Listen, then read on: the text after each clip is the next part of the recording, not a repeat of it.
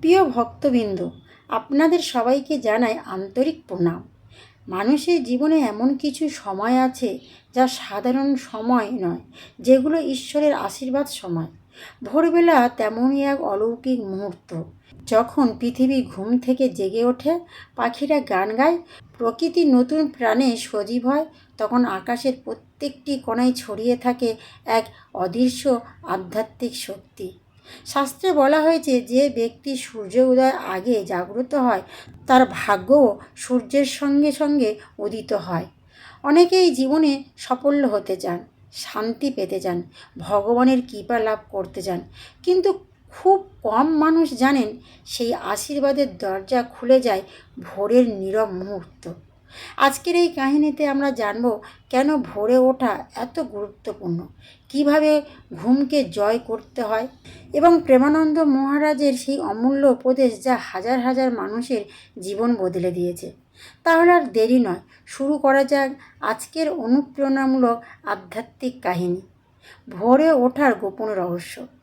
একদিন বৃন্দাবনের আশ্রমে কয়েকজন যুবক প্রেমানন্দ মহারাজের কাছে এসে বললেন, মহারাজ, আমরা জপ করতে চাই, ভগবানের ভজন করতে চাই, কিন্তু সকালে ঘুম ভাঙে না, অ্যালার্ম বাজলেও আবার ঘুমিয়ে পড়ি, কী করব? মহারাজ মৃদু হেসে বললেন, তোমরা কি জানো, ঘুম শুধু শরীরে নয়, মনেরও একটি অভ্যাস, আর যে নিজের মনকে জয় করতে পারে, সে পৃথিবীর যে কোনো যুদ্ধ জয় করতে পারে। সবাই মনোযোগ দিয়ে শুনতে লাগলো। মহারাজ আরও বললেন, ভোরে ওঠা কেবল একটি অভ্যাস নয়, এটি একটি সাধনা। যে মানুষ ভোরকে জয় করেছে, সে নিজের জীবনকেও জয় করেছে।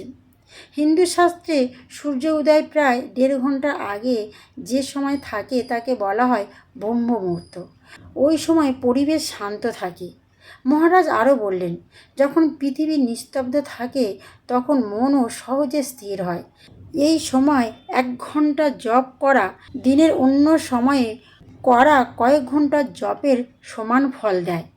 অনেক ঋষি, মুনি, সাধক ও মহাপুরুষ তাদের জীবনের সেরা আধ্যাত্মিক অভিজ্ঞতা লাভ করেছে এই ব্রহ্ম মুহূর্ত। এবার তিনি এক গল্প শোনালেন। আশ্রমে এক শিষ্য ছিল, যার নাম ছিল মাধব। সে খুব ভক্তিমান ছিল, কিন্তু সকালে উঠতে পারত না। প্রতিদিন সংকল্প করত, আমি কাল ভোরে উঠব, কিন্তু ভোর হলে আবার কম্বল ঢেকে ঘুমিয়ে পড়ত। একদিন মহারাজ তাকে ডাকলেন, বললেন, মাধব, তুমি কি ভগবানকে ভালোবাসো? মাধব বলল, হ্যাঁ মহারাজ, প্রাণের চেয়ে বেশি। মহারাজ বললেন, তাহলে ভগবানের সঙ্গে দেখা করার সময় তুমি ঘুমিয়ে থাকো কেন? মাধব অবাক হয়ে গেল। মহারাজ আরও বললেন, ভোরের বেলা ভগবান মহারাজ আরও বললেন মহারাজ আরও বললেন, ভোরের বেলা ভগবান অপেক্ষা করেন, কে তার নাম নেবে, কে তাকে স্মরণ করবে, আর তুমি তখন ঘুমের কাছে আত্মসমর্পণ করছো। এই কথা মাধবের হৃদয়ে স্পর্শ করল। প্রেমানন্দ মহারাজ প্রায় একটি সহজ মন্ত্র দিতেন। তিনি বলতেন, ঘুম ভাঙার পর সঙ্গে সঙ্গে উঠে বসো, 5 মিনিট পর উঠবে, এই চিন্তা সর্বনাশের মূল। কারণ 5 মিনিট কখনো 5 মিনিটকে থাকে না, তার 10 মিনিট হয়, তারপরে আধ ঘন্টা হয়ে যায়। মহারাজ বলতেন, অ্যালার্ম বাজতেই বিছানা ছেড়ে দাঁড়িয়ে যাও।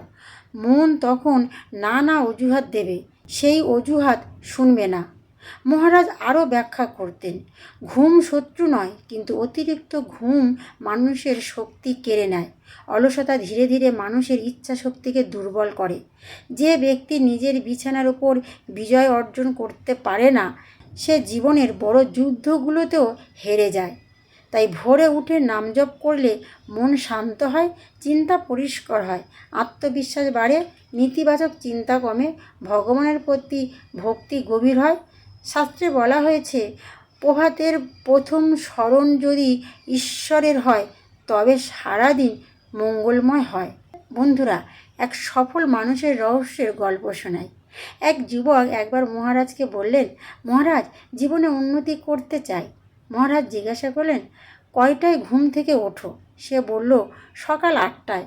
মহারাজ হেসে বললেন, যখন তুমি জাগো তখন পৃথিবীর অনেক মানুষ তাদের দিনের অর্ধেক কাজ শেষ করে ফেলে। তারপর বললেন, ভোরবেলা শুধু আধ্যাত্মিকতার জন্য নয়, জীবনের সাফল্যের জন্য অপরিহার্য। এবার মহারাজজি বললেন, ভোরে ওঠার সহজ উপায়। রাতে তাড়াতাড়ি ঘুমাও, ঘুমানোর আগে মোবাইল ব্যবহার কমাও, ঘুমানোর আগে ভগবানের নাম জপ করো, অ্যালার্ম দূরে রাখো, উঠে মুখে জল দাও, সঙ্গে সঙ্গে প্রার্থনা শুরু করো। প্রকৃত যুদ্ধ। মহারাজ আরও বলতেন, কুরুক্ষেত্রের যুদ্ধ জেতার আগে নিজের মনের যুদ্ধ জিততে হবে। আমাদের সবচেয়ে বড় শত্রু বাইরে নয়, সে লুকিয়ে আছে অলসতা, অজুহাত আর অতিরিক্ত ঘুমের মধ্যে। যেদিন মানুষ এই তিনটি জয় করবে, সেদিন তার জীবনের নতুন সূচনা হবে। তাই প্রিয় ভক্তবৃন্দ, ভোরে ওঠা শুধু একটি অভ্যাস নয়, এটি আত্মজাগরণের পথ। যে মানুষ সূর্য ওঠার আগে জেগে ওঠে, ভগবানের নাম স্মরণ করে, তার জীবন ধীরে ধীরে আলোকিত হয়ে ওঠে। তাই প্রেমানন্দ মহারাজজি আমাদের এটাই বোঝালেন, ঘুমকে জয় করো, জীবনকে জয় করো, ভোরকে আপন করো, ভগবানকে আপন করে নাও। আসুন আজই সংকল্প করি, আগামীকাল থেকে আমরা ভোরে উঠব, ভগবানের নাম স্মরণ করব এবং নিজের জীবনকে আরও সুন্দর, শান্ত ও সফল করে তুলব। জয় শ্রীকৃষ্ণ। রাধে রাধে।